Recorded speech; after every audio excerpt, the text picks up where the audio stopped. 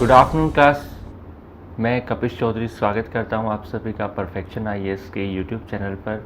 तो प्यारे बच्चों, जैसा कि आप देख रहे हैं मेरे बैकग्राउंड में लिखा हुआ है बायोलॉजी रिवीजन सेशन। तो आज से हम अपना स्टार्ट करेंगे बायोलॉजी का रिवीजन। तो प्यारे बच्चों ध्यान से पढ़िएगा। एग्ज़ाम में 8 से 10 क्वेश्चन आज जो है हम आपके सिक्योर करने की एक सेशन लेके चल रहे हैं। तो आज से अपन जो है साथ में बायोलॉजी का एक रिवीजन रखेंगे और साथ साथ पढ़ते चलेंगे। चलिए बच्चों स्टार्ट करते हैं हमारा पहला और सबसे इम्पोर्टेंट टॉपिक सेल यानी कि कोशिका। तो प्यारे बच्चों सबसे पहले हम सेल के बारे में बात करेंगे। तो सबसे पहली चीज़ मैं आपको क्लियर कर देता हूँ कि ये हमारा रिवीजन सेशन चलने वाला है, जिसमें हमें बहुत ज़्यादा डीप नहीं जाना है। हम चीज़ों को ओवरव्यू लेते चलेंगे, यानी कि स्टार्ट हम करेंगे, उसकी बेसिक जो नॉलेज होगी उसको हम कवर करते चलेंगे। ठीक है प्यारे बच्चों, तो स्टार्ट करते हैं सेल से। तो सेल के बारे में कुछ बेसिक जानकारी मैं आपको दे देता हूँ। सेल के सबसे पहली जो चीज़ आती है कि सेल की खोज किसने करी, तो सेल को खोजा गया था सबसे पहले रॉबर्ट हुक के द्वारा। Cell was firstly discovered by Robert Hooke. उसके बाद एक और भी खोज हुई थी सेल की, जो करी थी एंटोनी वॉन ल्यूवेनहॉक ने। Antony von Leeuwenhoek. और ये जो दो साइंटिस्ट थे इनमें से रॉबर्ट हुक ने करी थी डेड सेल की खोज और ल्यूवेनहॉक ने करी थी लिविंग सेल की यानी कि सजीव कोशिका की खोज।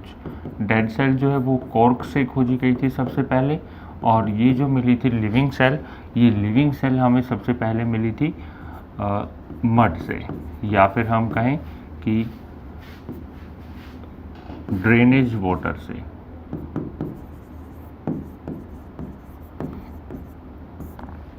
तो प्यारे बच्चों ये सबसे पहली चीज़ हमारी जो होती है सेल की कि इसकी खोज किसने करी है। तो दो साइंटिस्ट हमारे आते हैं, एक रॉबर्ट हुक आते हैं, एक ल्यूवेनहॉक आते हैं। दोनों ने ही खोज करी है। रॉबर्ट हुक ने डेड सेल खोजी जो कि कॉर्क सेल थी, और ल्यूवेनहॉक ने कौन सी सेल खोजी है, लिविंग सेल खोजी है। अब इम्पोर्टेंट चीज़ एक और यहाँ पर आती है कि स्टडी ऑफ सेल क्या कहलाएगा। तो प्यारे बच्चों ध्यान रखना है, स्टडी की जब हम बात करते हैं तो दो टर्म आते हैं हमारे पास। एक आता है साइटोलॉजी और एक आता है cell biology. Cell biology is about complete cell, यानी कि पूरी की पूरी कोशिका का, जिसमें हम स्ट्रक्चर की बात करते हैं, जिसमें हम फंक्शन की बात करते हैं, जिसमें हम सारी उसकी प्रॉपर्टीज़ की बात करते हैं, सेल के डिवीज़न की बात करते हैं, सेल के ऊपर एनवायरमेंटल इफेक्ट की बात करते हैं। तो वो जो चीज़ें होती हैं उनको सेल बायोलॉजी के अंदर हम डिस्कस करते हैं। और रही बात साइटोलॉजी की, तो इसके अंदर हम बात करेंगे स्ट्रक्चर ऑफ सेल। इसमें हम कोशिका की संरचना की बात करेंगे, यानी कि कोशिका जो है उसकी संरचना कैसी होगी, उसका जो अध्ययन होगा उसको हम साइटोलॉजी कहेंगे। तो आपसे अगर डायरेक्ट एग्जाम में क्वेश्चन पूछा जाता है कि कोशिका का अध्ययन क्या कहलाएगा, तो आप कहेंगे साइटोलॉजी। और अगर साइटोलॉजी आपका ऑप्शन में नहीं दिया हुआ है देन आप जाएंगे सेल बायोलॉजी। और सिंपल सा अगर दोनों ऑप्शन दे के पूछ लेता है तब भी आपको जाना है साइटोलॉजी के साथ, क्योंकि हम सिर्फ और सिर्फ कोशिका के अध्ययन की बात कर रहे हैं कि कोशिका का हमें संरचना देखना है किस तरह का होता है, कोशिका की हमें स्ट्रक्चर देखनी है। ठीक है प्यारे बच्चों, आगे बढ़ते हैं। इसके बाद बात आती है सेल थ्योरी की। कोशिका सिद्धांत।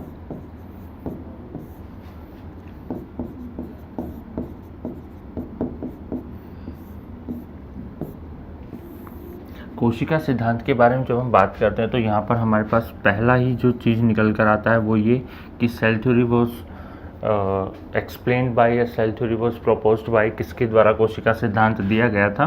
तो दो साइंटिस्ट हमारे पास आते हैं, स्लाइडन और स्वॉन। स्लाइडन और स्वॉन, इन्होंने जो है मिलके कोशिका सिद्धांत दिया था, सेल थ्योरी दिया था। और सेल थ्योरी के अंदर बेसिकली इन्होंने दो चीज़ों को डिफाइन करा था, दो चीज़ों के बारे में बताया था। क्या क्या दो चीज़ें थी? पहली जो चीज़ थी वो थी डेफिनेशन, यानी कि परिभाषा क्या होगी, और दूसरी जो चीज़ थी वो था फॉर्मेशन, निर्माण।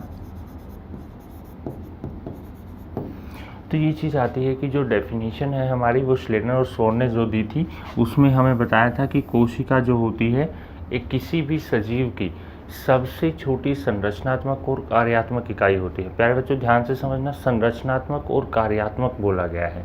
तो दोस्तों संरचनात्मक का क्या मतलब हुआ कि एक ऐसी संरचना जो किसी भी लिविंग बॉडी का फॉर्मेशन करेगी, जहाँ से एक शुरुआत होती है लिविंग की, किसी भी सजीव की।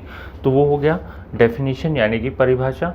और बात आती है अगर फॉर्मेशन की, तो फॉर्मेशन एक ऐसी चीज़ थी जो इन्होंने उठाई ज़रूर, लेकिन वो एक्सप्लेन नहीं कर पाए कि फॉर्मेशन होता कैसे है। तो इस फॉर्मेशन को एक्सप्लेन करने के लिए एक और साइंटिस्ट हमारे पास आते हैं जिनका नाम था रुडोल्फ विर्चाउ।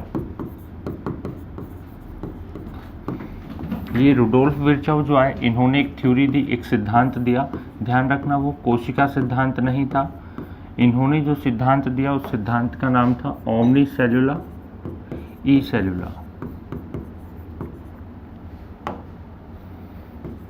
ओमनी सेलुला ई सेलुला। ओमनी सेलुला ई सेलुला से रुडोल्फ विर्चाउ ने बताया कि each and every new cell comes from pre-existing cells।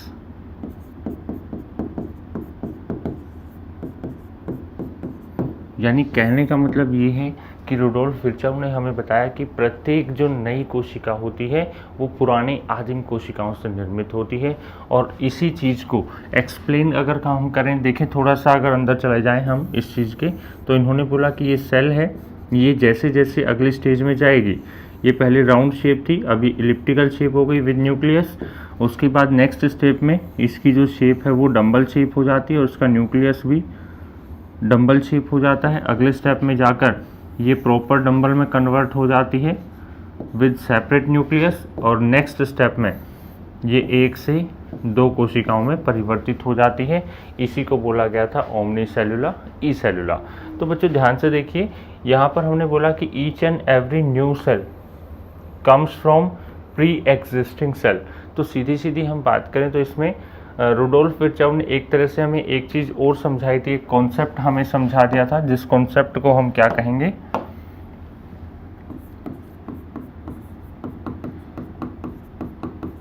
Cell division, कोशिका विभाजन। तो कोशिका विभाजन इन्होंने समझाया था।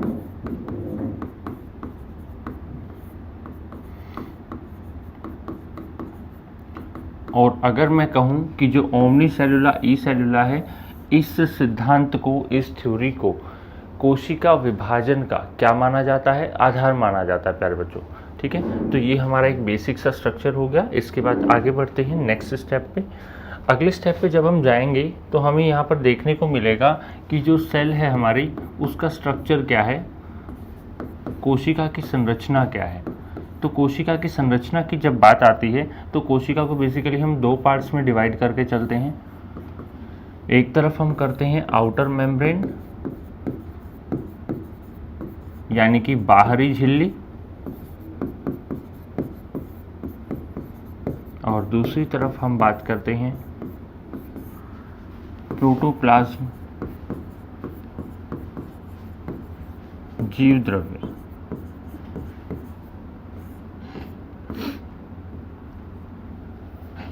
ये 2 चीज़ें आती हैं। अब बाहरी झिल्ली जो है, बाहरी झिल्ली में 2 सेक्शन हमारे आते हैं। एक आता है प्लाज्मा मेम्ब्रेन,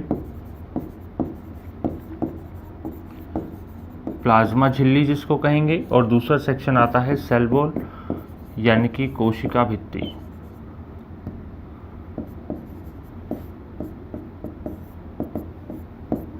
तो ये है हमारा प्लाज्मा झिल्ली और कोशिका भित्ति, ये दोनों आउटर मेम्ब्रेन्स होती हैं। इसके बाद बात आती है जीव द्रव्य की। तो इन दोनों चीज़ों को लेकर हम आगे बढ़ेंगे। अब जो जीव द्रव्य है इसको फिर से हम सेपरेट कर देते हैं। जीव द्रव्य भी बेसिकली 2 पार्ट्स में डिवाइड रहता है। एक इसका लिक्विड सेक्शन रहेगा जिसको साइटोप्लाज्म कहेंगे, या फिर हिंदी में बात करें तो इसे कहा जाएगा कोशिका द्रव्य। और दूसरा जो सेक्शन रहेगा, यहाँ हम बात करते हैं सेल ऑर्गेनल्स की, कोशिकांगों की बात हमें करनी है। तो बच्चों ये हमारा वो ग्राफ है जिसको हमें पढ़ना है शुरू से लेकर लास्ट तक। इसमें हम आगे बढ़ेंगे। सबसे पहले हम बात करेंगे प्लाज्मा झिल्ली और सेल वॉल के बारे में। तो बेसिक सी चीज़ें रहेंगी जो हम आपको बोल रहे हैं, आपको अगर साथ साथ नोट करना है आप साथ साथ नोट कर सकते हैं, वीडियो को देख सकते हैं, रिपीट कर सकते हैं। ये जो है आपके चैनल पर जो चैनल पर जो है परमानेंट आपके लिए डाला जाएगा। तो इसमें सबसे पहले शुरुआत हम करेंगे आउटर मेम्ब्रेन से, बाहरी झिल्ली से। तो बाहरी झिल्ली की जब हम बात करते हैं तो इसमें सबसे पहले आता है हमारा प्लाज्मा मेम्ब्रेन। प्लाज्मा मेम्ब्रेन में सबसे पहली चीज ये एनिमल सेल में भी प्रेजेंट होती है और साथ ही साथ प्लांट सेल में भी प्रेजेंट होती है। दूसरी चीज ये जो है फॉस्फोलिपिड की बनी होती है।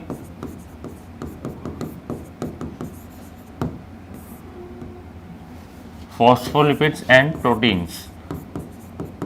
तो जो प्रोटीन्स होते हैं वो हमारा लगभग 50% कंटेंट होता है, फॉस्फोलिपिड जो होते हैं वो 25 से 30% होते हैं। इसमें अदर इसके अलावा अदर फैट्स जो हो गए, मिनरल्स हो गए, वो सब भी इंक्लूड रहते हैं। ये हमारा मेन सेक्शन रहता है कि 50% इसमें प्रोटीन है और 25 से 30% इसके अंदर जो है हमारा फॉस्फोलिपिड प्रेजेंट होता है। इसके बाद इसका काम क्या होता है? इसका काम होता है प्रोटेक्शन का। जैसे हमारी बॉडी में त्वचा जो होती है वो शरीर के लिए सुरक्षा का काम करती है, इसी तरह से सेल के अंदर प्रोटेक्शन का जो काम होता है वो होता है हमारा किसका? प्लाज्मा झिल्ली का। ठीक इसी तरह से अगर मैं बात करूं कि प्लाज्मा मेम्ब्रेन के बाद जो हमारे पास सेल वॉल रहेगी, कोशिका भित्ति रहेगी। कोशिका भित्ति में भी कुछ 2-3 पॉइंट इंपॉर्टेंट हैं, वो समझ लीजिएगा। कोशिका भित्ति की मैं अगर बात करूं तो कोशिका भित्ति के अंदर सबसे पहली चीज़ तो ये केवल और केवल किसमें प्रेजेंट होती है? प्लांट सेल में होती है, पादप कोशिका में होती है। एनिमल सेल के अंदर ये एब्सेंट रहेगी, यानी कि नहीं पाई जाएगी। तो एनिमल सेल में नहीं मिलती है, प्लांट सेल में अकेली रहती है। तो सीधी सी बात एक हम कह सकते हैं कि ये एनिमल सेल की जो आउटर कवरिंग होगी, जिसको हम हमारा प्लाज्मा झिल्ली कह रहे हैं, तो ये प्लाज्मा झिल्ली से थोड़ी सी रिजिड स्ट्रक्चर होती है, कठोर संरचना होती है। तो ये कठोर जो संरचना है प्लांट सेल की, ये होती है सेल वॉल। और सेल वॉल का एक और फीचर मैं यहाँ पर लिख देता हूँ कि ये डिसकंटीन्यूअस फॉर्म में होती है।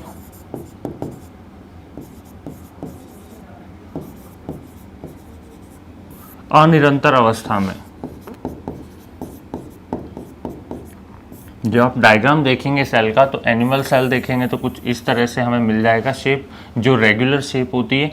लेकिन जब प्लांट सेल की हम बात करेंगे तो कुछ इस तरह की आकृति हमें देखने को मिलेगी।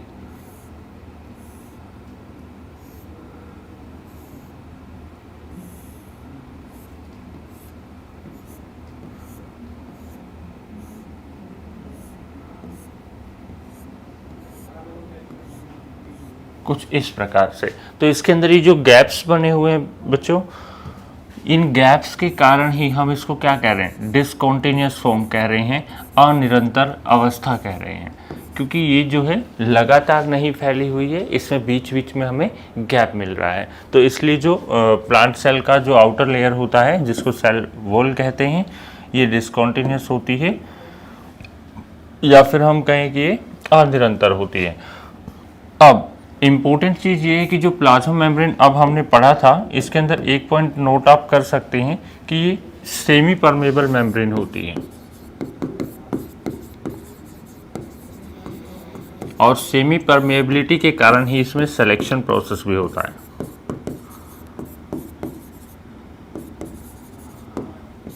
सेमी परमेबल को मैं हिंदी में अगर ट्रांसलेट करूं तो हिंदी में इसका अर्थ होता है अर्ध पारगम्य। अर्ध पारगम्य, ठीक है। सिलेक्शन प्रोसेस यानी कि इसमें चयन प्रक्रिया होती है। तो ये हमारा एनिमल सेल और प्लांट सेल की आउटर कवरिंग को हमने देख लिया। एक है प्लाज्मा मेम्ब्रेन और दूसरी होती है कोशिका भित्ति यानी कि सेल वॉल। नेक्स्ट हम अगले स्टेप पे आते हैं। तो इसके बाद हमने जो देखा था वो था प्रोटोप्लाज्म। अब प्रोटोप्लाज्म की बात करें तो यहाँ पर 2 इंपॉर्टेंट पॉइंट्स हैं जो आपको याद रखने पड़ेंगे। प्रोटोप्लाज्म का सबसे पहला पॉइंट, इसमें खोज में काफ़ी कन्फ्यूजन रहता है कि खोज किसने करी। देखिए यहाँ पर 2-3 साइंटिस्ट का हमें नाम मिल जाता है, तो हम उसको थोड़ा ध्यान से समझेंगे। सबसे पहले जो जीव द्रव्य है उसकी खोज की बात अगर करें तो इसको खोजा था पुरकिंजे नाम के साइंटिस्ट ने। पुरकिंजे के साथ साथ यहाँ पर एक नाम और आता है, डुजार्डिन। तो बच्चों कंफ्यूज नहीं होना है, डुजार्डिन जो है इन्होंने सबसे पहले देखा था प्रोटोप्लाज्म को, लेकिन ये कुछ नहीं कह पाए थे उसके बारे में। तो सबसे पहले जब देखा गया, उसके बाद जब पुरकिंजे ने इसे खोजा, तब डुजार्डिन ने बताया कि मैंने इसको पहले देखा है। तो ये चीज़ें थोड़ा सा आप कंफ्यूज नहीं होना है इन चीज़ों के अंदर, ये चीज़ें आपको ध्यान रखनी है। सबसे पहले देखा डुजार्डिन ने, खोजा पुरकिंजे ने, और एक और मोस्ट इंपॉर्टेंट इसके अंदर आपको ये भी याद रखना है कि इसको फिजिकल बेसिस ऑफ लाइफ भी किसी ने कहा था। फिजिकल बेसिस ऑफ लाइफ यानी कि भौतिक जीवन का आधार, और भौतिक जीवन का आधार इसे कहने वाले साइंटिस्ट और कोई नहीं, हक्सले थे, विलियम हक्सले, जिनको कहीं कहीं हक्स भी कहा जाता है। तो ध्यान रखना है, हक्सले आपको याद रखना है वर्ड, ठीक है। तो बच्चों ये तो हो गई बात हमारे जीव द्रव्य की। अब जीव द्रव्य के अंदर भी हमने देखे दो पार्टीशन है। कौन कौन से हैं दो पार्टीशन? जीव द्रव्य को हम डिवाइड कर रहे हैं दो में, यानी कि प्रोटोप्लाज्म, प्रोटोप्लाज्म के दो सेक्शन हमने किए। एक सेक्शन में हम लेकर चलते हैं साइटोप्लाज्म को, यानी कि लिक्विड पार्ट को। तो साइटोप्लाज्म की सबसे पहले बात कर लेते हैं, सेल ऑर्गेनेल को बाद में देखेंगे। तो साइटोप्लाज्म जो होता है, सबसे पहली चीज़ तो ये लिक्विड पार्ट होता है प्रोटोप्लाज्म का या फिर किसी भी सेल का। तो लिक्विड पार्ट हो गया। उसके बाद साइटोप्लाज्म को हम कहते हैं एक मीडियम। जैसे आपने देखा होगा कि अगर हम अपने ही बात करें तो हम लोग जो है जब यूरोपियन कंट्रीज से या फिर हम अमेरिकन कंट्रीज से या फिर हम बात करें कि रशियन कंट्रीज से अगर कोई भी चीज़ ट्रांसपोर्ट कर रहे हैं तो हमारे पास एक मीडियम है, एक माध्यम है, समुद्र, जिसके माध्यम से हम जो है चीज़ों को यहाँ तक ला पा रहे हैं या यहाँ से वहाँ तक पहुँचा पा रहे हैं। ठीक उसी तरह से सेल के अंदर भी जो ट्रांसपोर्ट होता है, उस ट्रांसपोर्ट को मैनेज करने के लिए हमारे पास कौन होता है? साइटोप्लाज्म, जो क्या करता है? एक मीडियम का काम करता है, एक माध्यम का काम करता है और ट्रांसपोर्टेशन में हेल्प करता है। इसके बाद में अगर बात करूं तो साइटोप्लाज्म का जो मेन फंक्शन होता है वो होता है to maintain the shape of cell.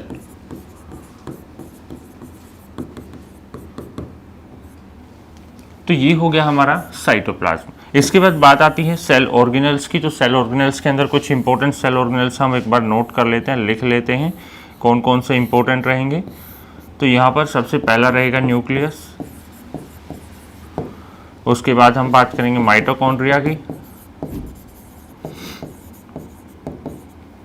Mitochondria के बाद जो है हमारा आता है राइबोसोम, देन लाइसोसोम, देन रहेगा गोल्जी बॉडीज। इसके बाद हमारे रहेंगे जैसे वैक्यूल्स, एक हमारा रहेगा आगे प्लास्टिड्स, एक रहेंगे सेंट्रोसोम्स। तो ये कुछ इंपॉर्टेंट हमारे सेल ऑर्गेनेल्स हैं जिनके बारे में हमें एक एक करके जो है थोड़ा थोड़ा जानकारी लेते रहना है। तो स्टार्ट करते हैं हमारे सेल ऑर्गेनेल से, जो सबसे पहला आता है न्यूक्लियस। न्यूक्लियस में जो है आपको ये चीज़ ध्यान रखनी है कि न्यूक्लियस की खोज की बात आती है। न्यूक्लियस की खोज करी थी रॉबर्ट ब्राउन ने। न्यूक्लियस को कहा क्या जाता है? न्यूक्लियस को बोला जाता है ब्रेन ऑफ सेल, क्योंकि ये सेल के अंदर सारा का सारा कोऑर्डिनेशन का काम करता है, तो इसलिए ब्रेन ऑफ सेल कह दिया जाता है। इसके बाद बात आती है, इसको कहा जाता है सीपीयू ऑफ सेल। कोशिका का सीपीयू भी इसे कह देते हैं, क्योंकि जिस तरह से कंप्यूटर के अंदर सीपीयू का फंक्शन होता है उसी तरह से सेल के अंदर न्यूक्लियस का भी कोऑर्डिनेशन का फंक्शन होता है। उसके बाद इसके पास कौन पाए जाते हैं? डीएनए प्रेजेंट होते हैं, साथ ही साथ इसके पास क्रोमोसोम्स होते हैं, और क्रोमोसोम्स के अलावा इसके पास पार्शियली आरएनए भी प्रेजेंट होते हैं। तो ये ध्यान रखना है। डीएनए की full form deoxy ribonucleic acid, RNA की राइबोन्यूक्लिक एसिड, क्रोमोसोम को आप जानते हो गुणसूत्र होते हैं। तो सबसे पहली बात आती है डीएनए की खोज, क्रोमोसोम की खोज और आरएनए की खोज। तो एक एक करके पढ़ते हैं इन्हें, देखते हैं किसकी खोज किसने करी थी। तो सबसे पहले डीएनए की खोज की मैं बात करूं तो डीएनए की खोज करी थी फ्रेडरिक मीशर ने।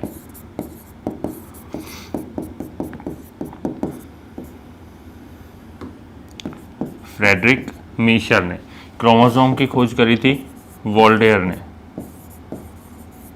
और आरएनए की खोज इसकी भी जिसने डीएनए की करी थी उन्होंने ही करी थी, यानी कि फ्रेडरिक मीशर। ठीक है बच्चों, तो ये बात हो गई तीनों की खोजकर्ता की। अब इसके बाद बात आती है कि आरएनए, डीएनए और क्रोमोसोम कौन कहाँ लोकेटेड होता है, क्या ये फंक्शन परफॉर्म करते हैं। तो सबसे पहली चीज़, आरएनए और डीएनए जो होते हैं ये दोनों के दोनों न्यूक्लिक अम्ल होते हैं, यानी कि न्यूक्लिक अम्ल से बने होते हैं। तो सीधे सीधे एक क्वेश्चन हमसे पूछ ली जाती है कि आरएनए और डीएनए जो हैं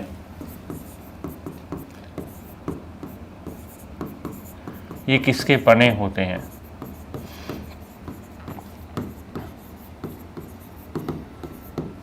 किसके बने होते हैं, तो हमारा सीधा सा आंसर जाएगा, अगर कहीं पर लिखा हुआ है प्रोटीन्स प्लस लिपिड्स तो हम इसके साथ जाएंगे। कहीं पर लिखा हुआ है न्यूक्लियोटाइड्स तो इसके साथ जाएंगे, या फिर कहीं पर लिखा हुआ है न्यूक्लिक अम्ल, न्यूक्लिक एसिड तो इसके साथ हम जाएंगे। तो बच्चों ये हो गई बात आरएनए और डीएनए की। और आरएनए जो होता है उसके अंदर हम तीन तरह की पार्ट्स भी पढ़ते हैं कि आरएनए जो है वो बेसिकली तीन प्रकार का होता है। एक होता है एमआरएनए, एक होता है टीआरएनए और एक होता है आरआरएनए।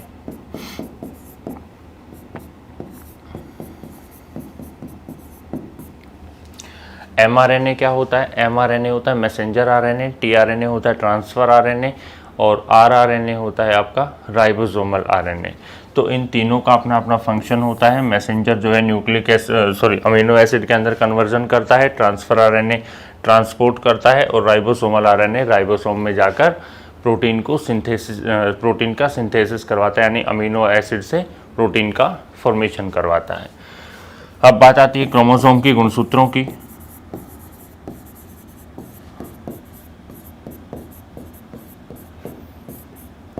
गुणसूत्रों की खोज तो हमने देख ली, वोल्डेयर ने करी थी।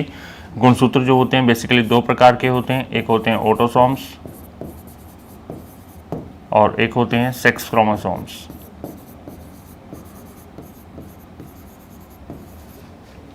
ऑटोसोम्स जो होते हैं इन्हें कायिक गुणसूत्र कहा जाता है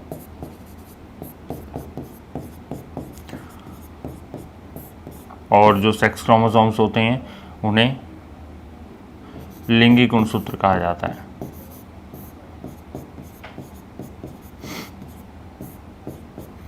तो ये जो कायिक गुणसूत्र होते हैं ये होते हैं 22 जोड़ी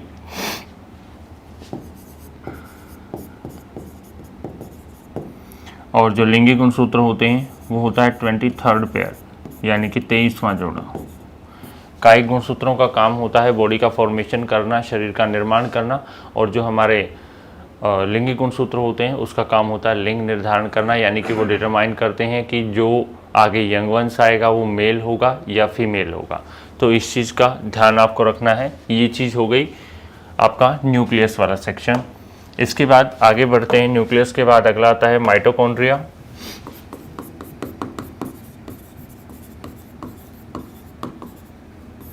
जिसको हिंदी में अगर बात करें तो कहा जाता है सूत्रकणिका। तो माइटोकॉन्ड्रिया की बात करनी तो यहाँ पर सबसे पहले खोजकर्ता का नाम आता है कि खोज किसने करी थी। तो बच्चों खोज करी थी इसकी ऑल्टमैन ने, और ऑल्टमैन ने इसकी खोज करके इसको सबसे पहले कहा था बायोब्लास्ट। लेकिन इसके बाद एक साइंटिस्ट आते हैं जिनका नाम था कॉलिगर बेंडा। कॉलिकर बेंडा ने जो है इस बायोब्लास्ट को कन्वर्ट करके बोल दिया माइटोकॉन्ड्रिया। तो यहाँ से 2 क्वेश्चन हमारे क्लियर हो गए, 3 क्वेश्चन इनफैक्ट। पहला, खोज किसने करी, तो आल्टमैन ने करी। नाम किसने दिया, बेंडा ने दिया। और आल्टमैन ने अगर खोज करी थी तो उसने क्या इसको कहा था, उसने कहा था इसे बायोब्लास्ट। एक चीज़ और हमसे पूछ सकता है कि माइटोकॉन्ड्रिया का पुराना नाम क्या है, तो भी हम क्या कहेंगे, बायोब्लास्ट रहेगा। अब इसके अंदर इसके कुछ मुख्य नाम हैं जो आप लोग भी जानते होंगे। इसको कहा जाता है power house of cell. Power house of cell इसको कहा जाता है, या फिर इसको एक नाम और दिया जाता है रेस्पिरेटरी सेंटर ऑफ सेल।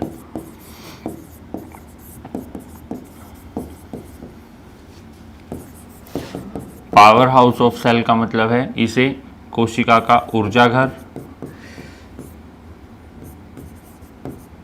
या शक्ति गृह कहा जाता है।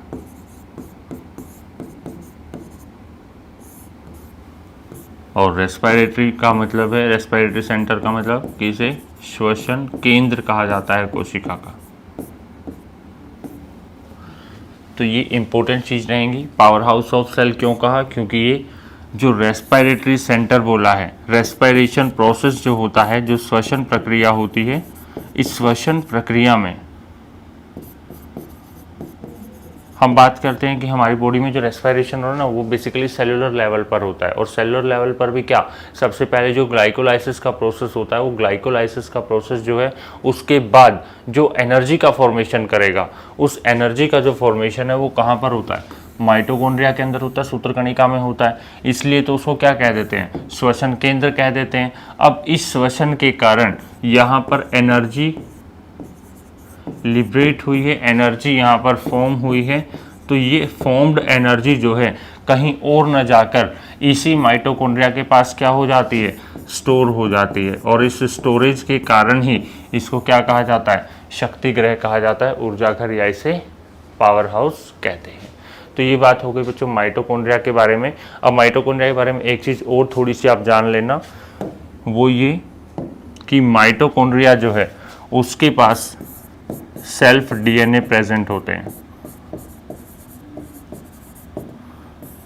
यानी कि उसके पास डीएनए पाए जाते हैं। और डीएनए की प्रेजेंस के कारण ही हम ये कह सकते हैं कि माइटोकॉन्ड्रिया जो है इसके पास एक स्पेशल टेंडेंसी होती है रीजनरेट करने की, अपने आप को रिफॉर्म करने की। अगर कोई माइटोकॉन्ड्रिया डेड हो जाता है सेल में, तो ये डीएनए अपने आप को रेप्लिकेट करेंगे, दोबारा से माइटोकॉन्ड्रिया का निर्माण कर देंगे।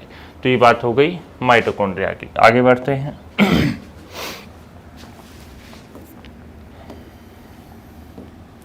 नेक्स्ट आता है हमारा राइबोसोम।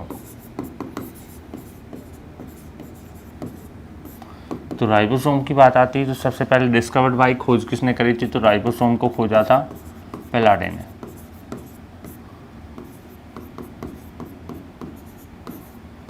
पेलाडे नामक वैज्ञानिक ने सबसे पहले राइबोसोम की खोज करी थी। अब इसके बाद बात आती है कि राइबोसोम को कहा क्या जाता है। जैसे हमने अभी तक न्यूक्लियस को भी नाम दिए हैं, माइटोकॉन्ड्रिया को भी नाम दिए हैं, तो राइबोसोम को क्या कहा जाता है, तो राइबोसोम को आपको ध्यान रखना है, राइबोसोम को कहा जाता है प्रोटीन फैक्ट्री ऑफ सेल। क्या कहा जाता है बच्चों, प्रोटीन फैक्ट्री ऑफ सेल। कोशिका की प्रोटीन फैक्ट्री इसको कहा जाता है। और साथ ही साथ एक चीज़ और बोला जाता है, इसे बोला जाता है इंजन ऑफ सेल। तो ये दोनों चीज़ें आपको ध्यान रखनी है। प्रोटीन का कारखाना आपको पूछ सकता है या फिर इंजन पूछ सकता है, तो इन चीज़ों का आपको ध्यान रखना है। एक तो हो गया प्रोटीन फैक्ट्री ऑफ सेल और एक हो गया इंजन ऑफ सेल। और साथ ही साथ याद रखना ये चीज़ भी, राइबोसोम के पास भी आरएनए डीएनए प्रेजेंट होते हैं।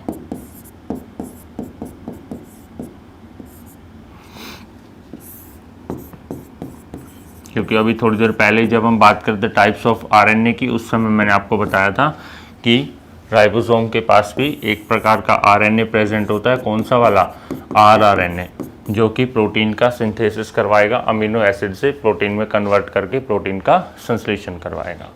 ठीक है बच्चों, आगे बढ़ते हैं। इससे अगला कोशिकांग आता है हमारे पास लाइसोसोम।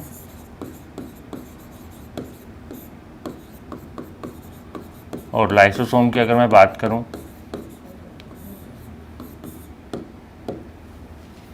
लाइसोसोम के बात आती है तो इसको कहा जाता है क्या,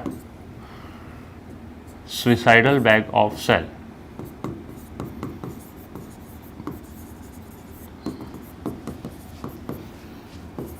कोशिका की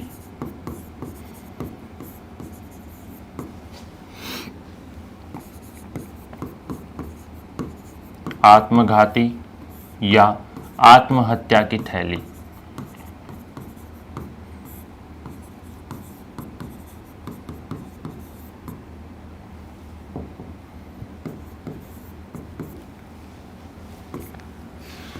तो इसे कोशिका की आत्महत्या की थैली कहा जाता है और साथ ही साथ इसे कहा जाता है अपेंडिक्स ऑफ सेल।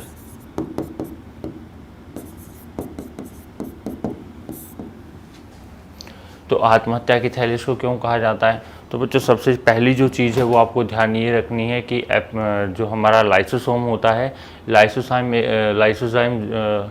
लाइसोसोम जो है वो आपकी एक तरह की डाइजेस्टिव बॉडी है। डाइजेस्टिव बॉडी का मतलब क्या, कि ये डिकम्पोज करने का काम करेगी। जैसे ही सेल के पास कोई भी अशुद्धि होती है तो उस अशुद्धि को भेज दिया जाता है लाइसोसोम के बाद, लाइसोसोम की बॉडी के अंदर वो आता है और ये एक एंजाइम रिलीज करता है और वो डिकम्पोज हो जाता है। तो सबसे पहली चीज़ आ गई कि एंजाइम कौन सा होता है डाइजेस्टिव, तो वो होता है आपका हाइड्रोलिटिक एंजाइम।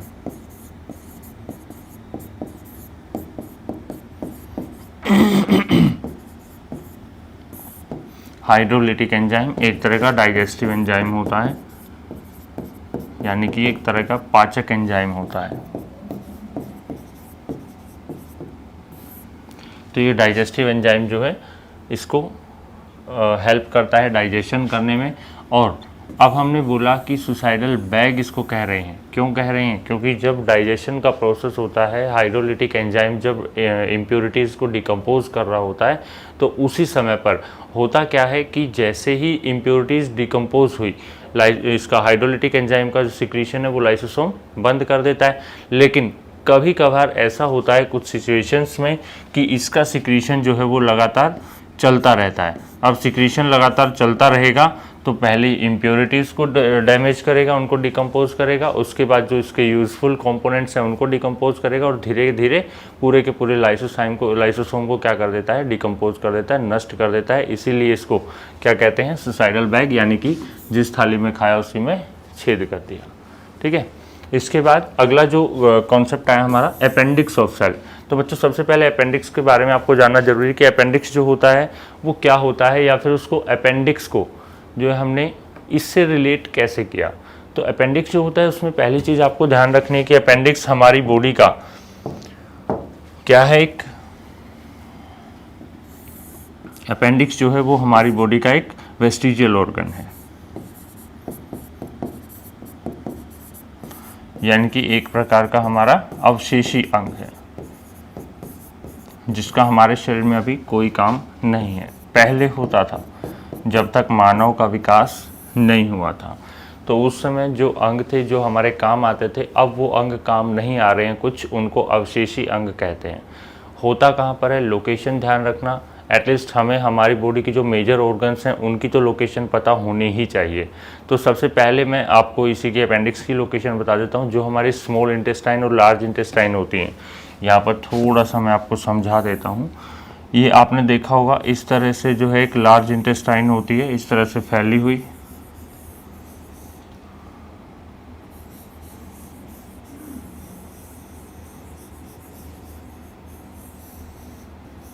इस तरह से, और इसके अंदर भरी रहती है स्मॉल इंटेस्टाइन, छोटी आंत, जो लगभग 6 से 7 मीटर की होती है, कुछ इस प्रकार से। तो जहां पर ये दोनों आपस में जुड़ रही हैं, इन दोनों के जुड़ने के स्थान पर नीचे एक छोटी सी थैलीनुमा संरचना होती है, इसी को कहा जाता है बच्चों अपेंडिक्स। और ये जो अपेंडिक्स है, इस अपेंडिक्स का काम होता है मेनली, पहले होता था कि जो हमारे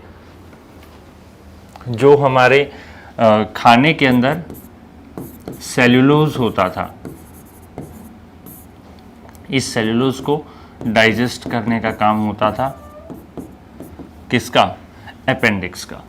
तो ये अपेंडिक्स जो है सेलुलोज को डाइजेस्ट करती थी, लेकिन धीरे धीरे क्या हुआ कि हमारे अंदर डेवलपमेंट हुआ, विकास हुआ, जिसके बाद हम सेलुलोज का डाइजेशन नहीं करते हैं क्योंकि हमने खाना जो पका कर खाना स्टार्ट कर दिया, जिसके बाद सेलुलोज का ब्रेकडाउन हो जाता है और सेलुलोज ग्लूकोज की फॉर्म में आ जाता है।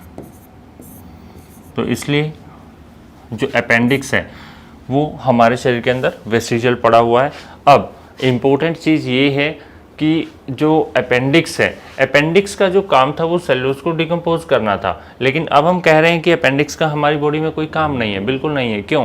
क्योंकि हमने सेलुलोज को पहले ही ग्लूकोज के रूप में कन्वर्ट कर लिया और हम इसको ग्लूकोज के रूप में कन्वर्ट करके एब्जॉर्ब कर लेते हैं, हमें ज़रूरत ही नहीं पड़ती है। अब कहते हैं कि अपेंडिक्स जो होती है वो शरीर के लिए हार्मफुल होती है, नुकसानदायक होती है। कैसे? आपने देखा है कि इसका जो लोकेशन होता है वो स्मॉल इंटेस्टाइन और लार्ज इंटेस्टाइन के जंक्शन पर होता है, यहाँ पर। तो कई बार क्या होता है कि जब फूड के अंदर जो वाटर कंटेंट रहता है वो कम रह जाता है, तो फूड जो होता है वो हार्ड हो जाता है, रिजिड हो जाता है, जिसके कारण इसकी जो इंटरनल वॉल होती है, आंतरिक जो दीवारें होती हैं, ये वाला हिस्सा, इसके अंदर इरिटेशन जनरेट होता है। इरिटेशन जनरेट होके कई बार क्या होता है कि ये अपनी लेयर को लूज़ करना स्टार्ट कर देती है और बाहर तक जो है इसकी लेयर पूरी लूज़ हो जाती है, या फिर हम कहें कि वो पूरी तरह से ब्रेक हो जाती है, जिसके कारण इन्फेक्शन जनरेट होता है।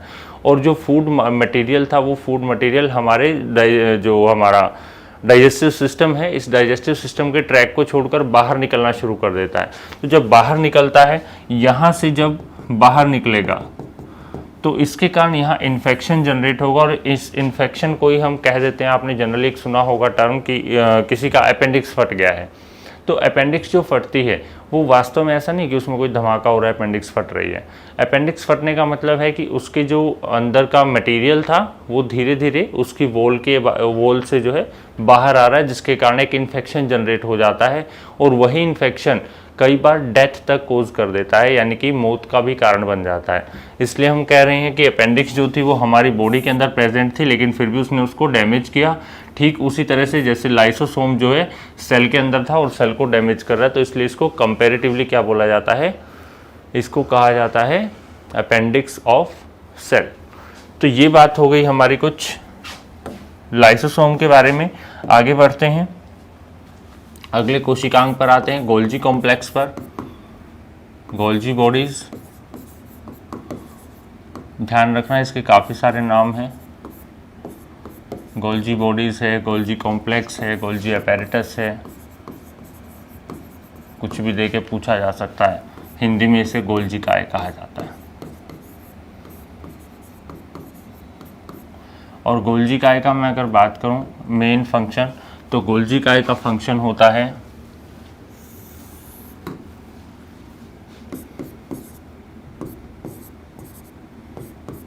To packaging protein bundles,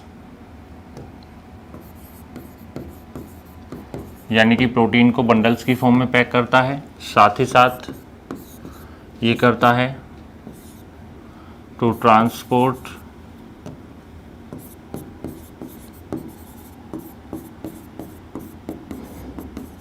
fats, इसके नाम होते हैं।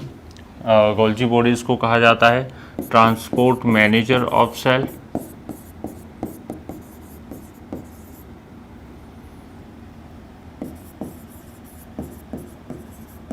यानी कोशिका का परिवहन प्रबंधक कहते हैं इसे।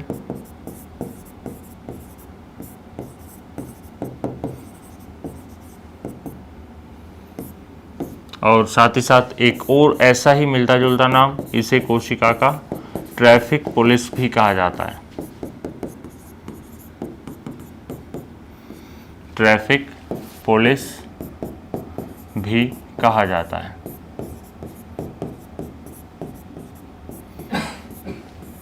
तो प्यारे बच्चों, ये बात हो गई हमारे गोल्जी कॉम्प्लेक्स की, यानी कि ट्रांसपोर्टेशन में हेल्प करता है। और ट्रांसपोर्टेशन में हेल्प करने के कारण जो है इसकी हम बात अगर करें तो ये पैकेजिंग ऑफ प्रोटीन बंडल्स, यानी कि प्रोटीन को जो है पैक करने का काम करता है।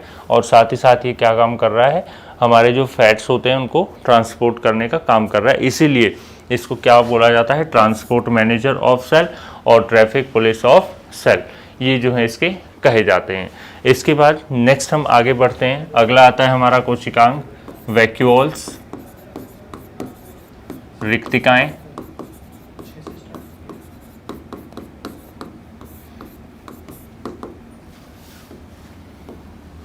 रिक्तिकाओं की अगर हम बात करें, रिक्तिकाओं की अगर हम बात करते हैं तो ध्यान रखिएगा, रिक्तिकाएं जो होती हैं इनके अंदर सबसे पहली चीज़ कि रिक्तिकाएं जो हैं वो बेसिकली किस में पाई जाती हैं, प्लांट सेल में प्रेजेंट होती हैं। होती तो ही एनिमल सेल के अंदर भी, लेकिन एनिमल सेल के अंदर ये प्रेजेंट होती हैं स्मॉल साइज्ड, यानी कि छोटे आकार की होती हैं, और प्लांट सेल के अंदर ये होती हैं मेजर कंपोनेंट, यानी कि मुख्य भाग होते हैं। इवन हमारी एनसीईआरटी हमें लिख कर देती है कि वैक्यूल्स कई बार इतने बड़े तक हो जाते हैं कि ये प्लांट सेल का 55 to 90% तक जो है पार्ट कवर कर लेते हैं।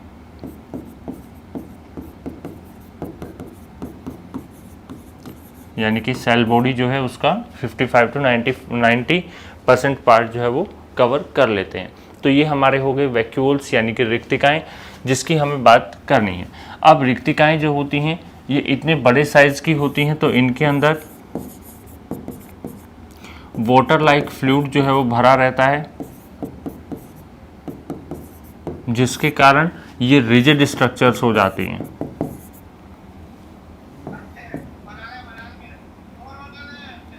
Rigid structures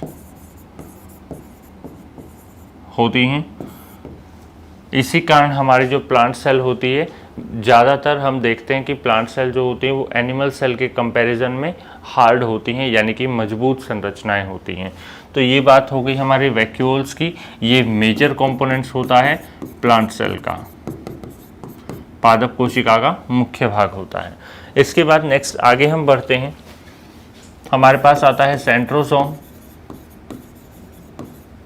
तारककाय।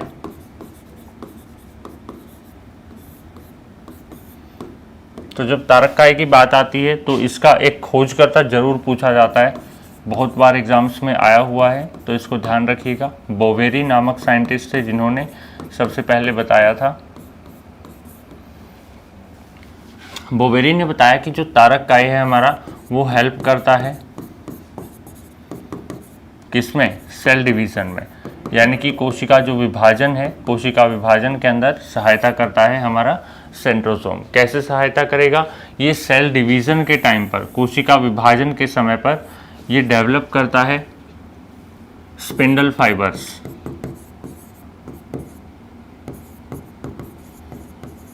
और सबसे इंपॉर्टेंट चीज, स्पिंडल फाइबर्स बने किसके होते हैं, spindle fibres are made up of tubulin protein. Tubulin protein के ये बने होते हैं, ट्यूबुलिन प्रोटीन से निर्मित होते हैं स्पिंडल फाइबर्स। ये स्पिंडल फाइबर्स क्या काम करेंगे, ये स्पिंडल फाइबर्स काम करते हैं टू सेपरेट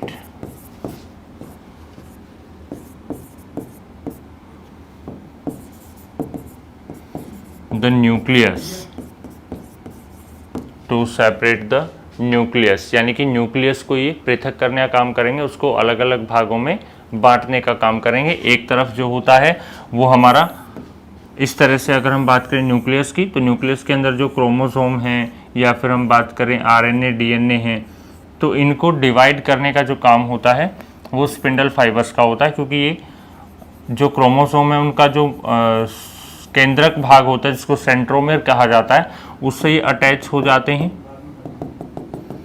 और केंद्रक को इस तरह से खींचकर दो अलग अलग भागों में, यानी कि पहले केंद्रक भी सेल की तरह ही डिवाइड होगा, पहले डंबल शेप में कन्वर्ट होगा और उसके बाद धीरे धीरे जो है दो न्यूक्लियस का फॉर्मेशन हो जाएगा एक सेल के अंदर, और फिर जो है धीरे धीरे सेल टूट जाएगी और एक कोशिका से दो कोशिकाओं का निर्माण हो जाएगा। तो ये बात हो गई हमारी सेंट्रोसोम की, तारककाय की, कि ये हेल्प करता है किसके अंदर, सेल डिवीजन के अंदर। आगे बढ़ते हैं, अगला कोशिकांग जो है हमारा वो आता है एंडोप्लाज्मिक रेटिकुलम।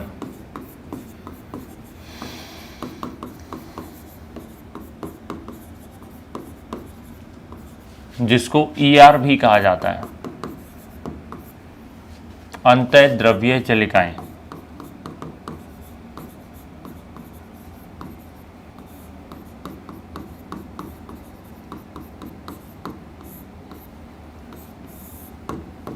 अंतःप्रद्रव्यीय जलिकाओं की जब बात आती है तो यहाँ पर एक इम्पोर्टेंट चीज़ हमें समझनी है कि जो अंतःप्रद्रव्यीय जलिकाएं हैं वो बेसिकली दो प्रकार की हमें मिलती हैं। कौन कौन से दो प्रकार होते हैं? सबसे पहला प्रकार आता है RER यानी कि रफ एंडोप्लाज्मिक रेटिकुलम, और एक होती है SCR स्मूथ एंडोप्लाज्मिक रेटिकुलम। खुरदरी अंतःद्रव्यीय जलिकाएं और चिकनी अंतःद्रव्यीय जलिकाएं। देखिए जैसा इनका नाम है वो नाम क्यों है, क्योंकि राइबोसोम जो होते हैं वो यहाँ पर प्रेजेंट होते हैं, यानी कि हम बात करें RER के ऊपर प्रेजेंट होते हैं, जिसके कारण इनकी जो सरफेस रहती है वो रफ रहती है, क्योंकि इसके ऊपर कौन चिपके हुए हैं? राइबोसोम चिपके हुए हैं। तो रफ सरफेस रहेगी तो वो RER कहलाएगा। और राइबोसोम यहाँ पर क्या होते हैं? एब्सेंट होते हैं, नहीं पाए जाते हैं। तो नहीं पाए जाएंगे तो इनकी जो ऊपर की सरफेस रहेगी वो स्मूथ रहती है। तो ये तो बात हो गई इनके एक बेसिक डिफरेंस की। इसके बाद जो RER होते हैं वो ट्रांसपोर्ट का काम करते हैं। ट्रांसपोर्ट ऑफ किसका? राइबोसोम का अगर हम डायरेक्टली बोलें, और इनडायरेक्टली बोलें, इनडायरेक्टली किसका करते हैं? प्रोटीन का करते हैं, क्योंकि राइबोसोम के पास कौन है? प्रोटीन ही तो प्रेजेंट है। तो डायरेक्टली तो राइबोसोम का जो है ट्रांसपोर्ट कर दिया, और इनडायरेक्टली जो है राइबोसोम के अंदर जो प्रोटीन भरा हुआ था उसका ट्रांसपोर्ट इन्होंने कर दिया। ठीक उसी तरह से SCR की अगर बात करें, इनका क्या फंक्शन होता है? तो इनका फंक्शन होता है कि जो SCR हैं वो हमारे कार्बोहाइड्रेट्स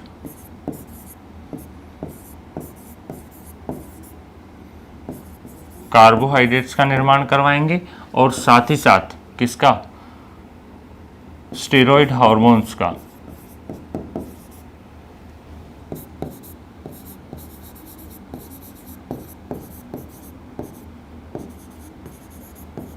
यानी कि कार्बोहाइड्रेट और स्टेरॉइड हार्मोन के फॉर्मेशन में हेल्प करते हैं हमारे SCR। अब एक छोटा सा डिफरेंस और यहाँ पर देख रहे हैं तो एक और देख ही लेते हैं। तो जो RER होते हैं वो होते हैं आपके नियर टू न्यूक्लियस, या फिर हम कहें टुवार्ड्स न्यूक्लियस,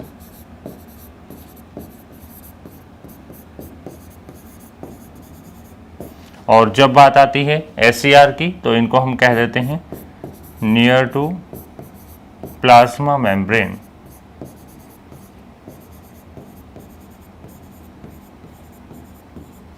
या फिर हम कहें टुवर्ड्स प्लाज्मा मेम्ब्रेन।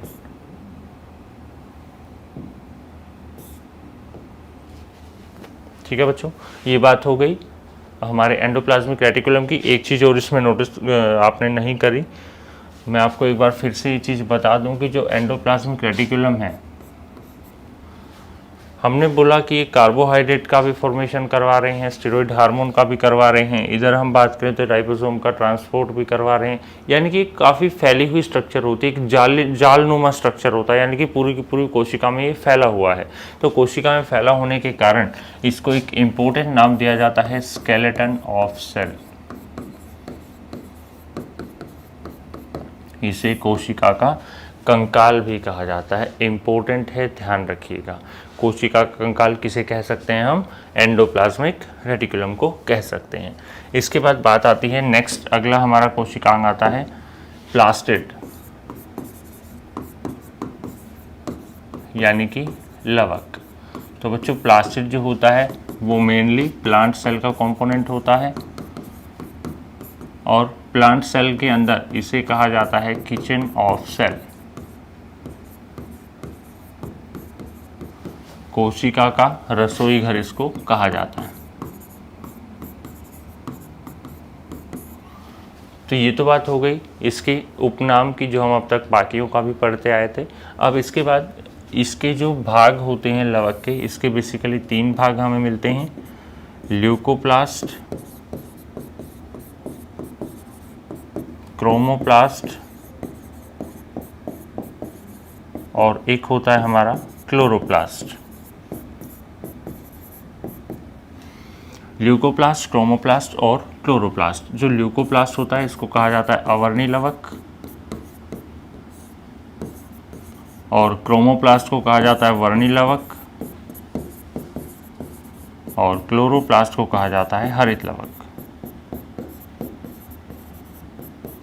इन तीनों का फंक्शन एक बार जल्दी जल्दी हम बात करते हैं। ल्यूकोप्लास्ट जो होते हैं अवर्णी यानी कि कलरलेस पार्ट होते हैं, क्योंकि अवर्णी, वर्ण का मतलब होता है कलर और आगे अ शब्द लगा है, यानी कि हम सीधा सीधा कह सकते हैं कि वर्ण जो अनुपस्थित रहेगा, कलर एब्सेंट रहेगा। तो जो भाग कलर एब्सेंट वाले होते हैं किसमें, प्लांट के अंदर, उनमें कौन प्रेजेंट होगा, हमारा ल्यूकोप्लास्ट, जिसका काम होता है स्टोरेज ऑफ फूड, भोजन का संचय करना। वर्णी लवक की हम बात करें, क्रोमोप्लास्ट की, तो क्रोमोप्लास्ट के अंदर हम बात करते हैं कलर्स आर प्रेजेंट, और कलर अगर प्रेजेंट हैं तो कलरफुल पार्ट कौन से होते हैं प्लांट के, उसके फ्रूट्स वाला सेक्शन रहता है। जैसे हम बात करें हमारा कैरेट हो गया,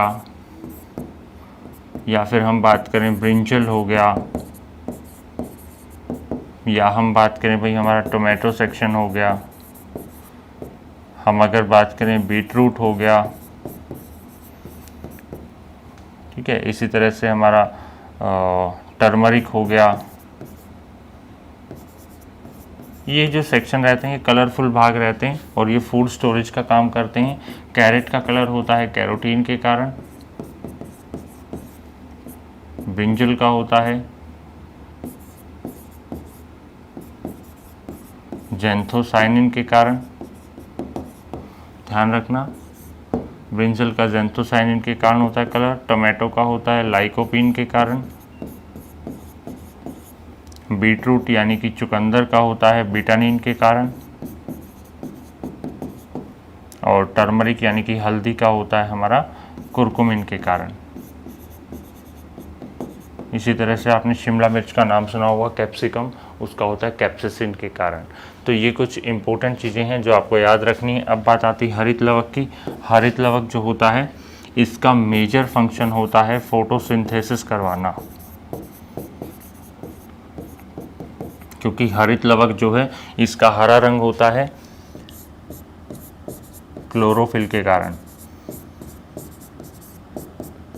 और क्लोरोफिल का हरा रंग होता है मैग्नीशियम के कारण। तो यहाँ पर हम बात करेंगे क्लोरोफिल का क्या फंक्शन है। क्लोरोफिल का फंक्शन होता है फोटोसिंथेसिस यानी कि प्रकाश संश्लेषण।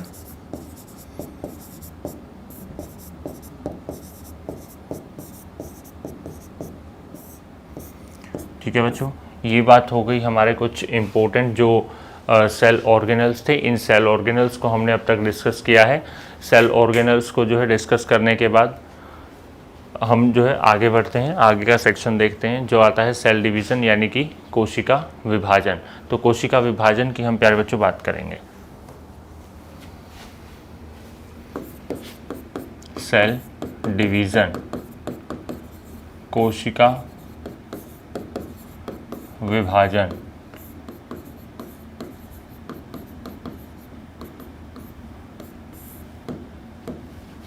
कोशिका विभाजन तो होता है वो बेसिकली हम देखते हैं कि 3 प्रकार का हमें मिलता है।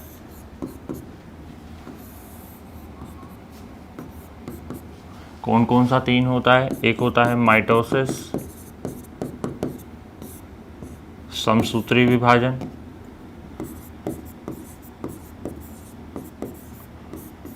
एक होता है मियोसिस, अर्धसूत्री विभाजन,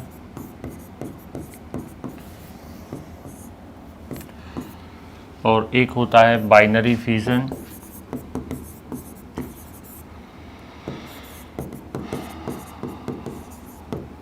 खंडन जिसको कहते हैं, तो खंडन विधि से भी हमारा कोशिकाओं का जो है विभाजन होता है। तो बेसिकली हम 3 तरह का विभाजन देखते हैं, समसूत्री, अर्धसूत्री और हमारा आता है खंडन विधि। तो तीनों के अंदर डिफरेंस क्या रहेगा? माइटोसिस, माइटोसिस में हमने बोला समसूत्री यानी कि समान क्या सूत्र, सूत्र मतलब गुणसूत्र, तो समान गुणसूत्र होंगे इनके अंदर। इक्वल नंबर ऑफ क्रोमोसोम रहेगा पेरेंटल सेल में और डॉटर सेल में। लेकिन मियोसिस के अंदर हम क्या कह रहे हैं, अर्धसूत्र। अर्धसूत्र का मतलब क्या हुआ, आधा गुणसूत्र,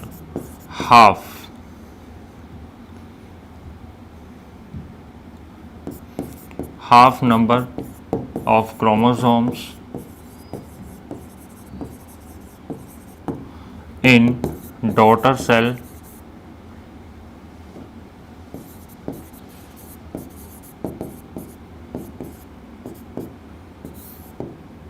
फ्रॉम पेरेंटल सेल। यानी कि पैतृक जो कोशिका होगी उसके अंदर जो गुणसूत्र होंगे, उनसे जो नई डॉटर सेल बनेगी उनके अंदर गुणसूत्रों की संख्या क्या हो जाएगी, आधी रह जाएगी। इसके बाद एक जो दूसरा डिफरेंस आता है, मेन डिफरेंस, वो ये कि जो हमारा माइटोसिस प्रोसेस होता है इसके अंदर वन सेल जो होती है, वन पेरेंटल सेल जो होती है, सीधा सीधा हम पेरेंटल सेल ही यहाँ पर लिख लेते हैं, parental cell converts into two daughter cells,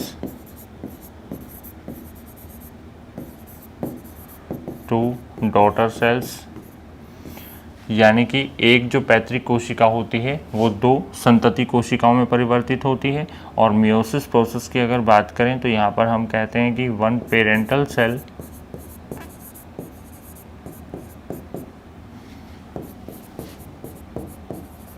converts into 4 daughter cells।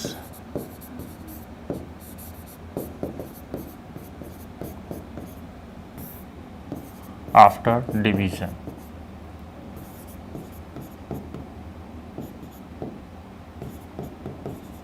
विभाजन के बाद जो है पेरेंटल सेल वो जैसे विभाजित होती है, विभाजन के बाद कितने में परिवर्तित हो जाती है, 4 कोशिकाओं का निर्माण कर देती है, यानी कि 1 से 4 का निर्माण होता है। अब इम्पोर्टेंट चीज़ ये है कि यहाँ पर जो हमने माइटोसिस देखा, माइटोसिस के प्रोसेस में बेसिकली फेज तो होते हैं 5, इंटरफेज होता है, प्रोफेज होता है,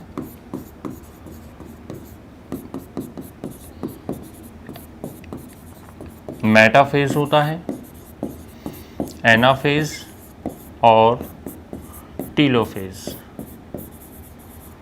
ये 5 फेजेस आते हैं। इन 5 फेजेस में पूरा हमारा सेल का डिवीज़न हो जाता है।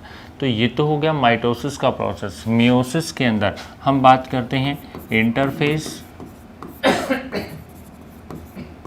और दूसरा आता है प्रोफेज। इन दोनों को मिलाकर होता है मियोसिस फर्स्ट का प्रोसेस।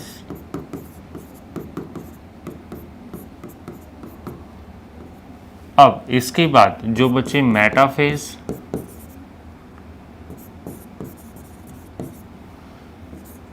एनाफेज और टीलोफेज,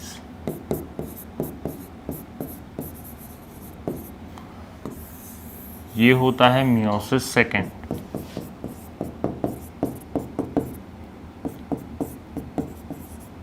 तो ये जो मियोसिस फर्स्ट और सेकंड है, इन दोनों में फ़र्क क्या है? हम कहेंगे कि यहाँ पर भी वही 5 है, यहाँ पर भी वही 5 है, लेकिन यहाँ पर क्या होता है कि मियोसिस फर्स्ट की जो स्टेज होती है प्रोफेज, इस प्रोफेज के अंदर हम देखते हैं कि यहाँ पर कुछ हमारे पास जो है सब स्टेप्स भी आ रहे हैं।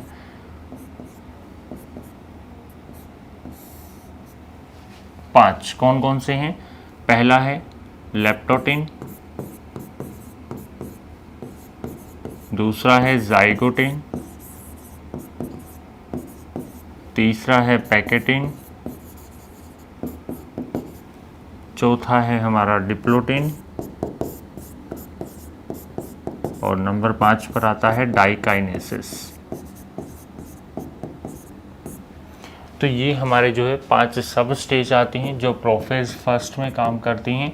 तो ये 5 स्टेज आने के बाद फिर हमारा स्टार्ट होता है मियोसिस सेकेंड का स्टेज, जो एग्जैक्टली सेम होता है किसके जैसा? माइटोसिस के जैसा। तो ये हमारा डिफरेंस रहेगा मियोसिस और माइटोसिस के अंदर। समसूत्री विभाजन क्या होता है ये हमने देखा, अर्धसूत्री क्या होता है ये भी हमने देखा। अब इसके बाद हम बात कर लेते हैं थोड़ी सी बाइनरी फिजन की भी, कि बाइनरी फिजन क्या होता है, यानी कि जो खंडन विधि होती है।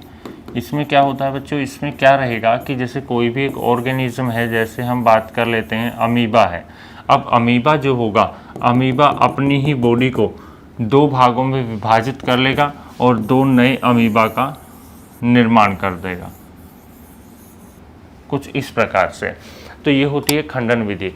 ध्यान रखना, खंडन विधि अमीबा में ही नहीं, बैक्टीरिया में भी होती है और हमारी बॉडी में भी होती है। हमारी बॉडी में खंडन विधि कैसे होगी, क्योंकि हमारे जो सेल ऑर्गेनल्स होते हैं, इन सेल ऑर्गेनल्स के अंदर पहले होता है डुप्लीकेशन।